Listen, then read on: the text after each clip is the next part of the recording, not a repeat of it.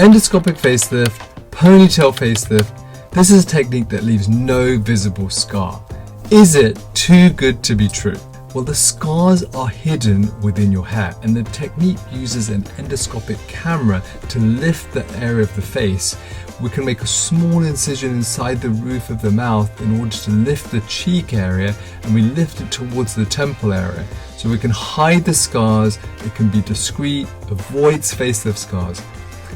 What is the main challenge with this is, well, it's only really suitable for patients that have early facial aging. A ponytail facelift or endoscopic facelift lifts in this direction towards the temple area. So we can make a scar within your hair, and so within the hair, the scar is virtually invisible. And this technique, well, its limitation is that because it's higher up in the temple area, it's very difficult to improve the jawline, the lower part of the face, because the lower part of the face is hard to reach from that area. So changes in the lower jawline, the neck, are a limitation. And sometimes other techniques are required in order to improve this area at the same time. So when we look at ponytail and endoscopic facelift, what we're really talking about is descent of the face, descent of the cheek, loss of volume, deflation, and loss of skin elasticity.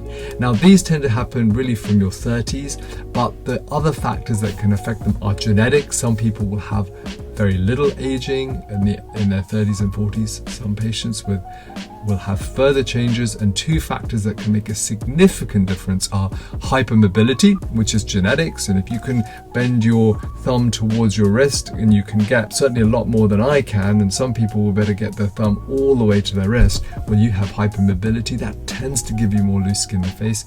And then of course early menopause can also be a factor, because that results in reduction in estrogen production, and that estrogen production results in less collagen. And so these things will give you an exaggerated facial aging. And we can use endoscopic techniques like a 3D camera through a small scar within the hair to reach down to the part of the face and the cheeks, and coupled with making a small incision in the mouth, we can lift the cheek upwards, we can soften shadows and creases in this area. The limitation is the jawline, the neck, because it's more difficult to truly address that. And if you have hypermobility and lots of loose skin, well, really that should be addressed at the same time. Now, Renee Zellweger had a procedure in the endoscope area that lifted the area, but it really changed her eyebrow eyelid area. And key in terms of your personal individuality, your facial characteristics, is this area is preserved in order for you to look the same. If this area is changed too much, as what happened to Renee Zellweger, well, you can start to look like another person. And this is one of my patients who had facial aging. She had changes like in the face and changes in the eyelid and the brow area, and lifting this area, opening the brow area, particularly the eyebrow, the cheek area, it really addressed the changes in her face and rejuvenated her. Endoscopic facelift, ponytail facelift, is it too good to be true?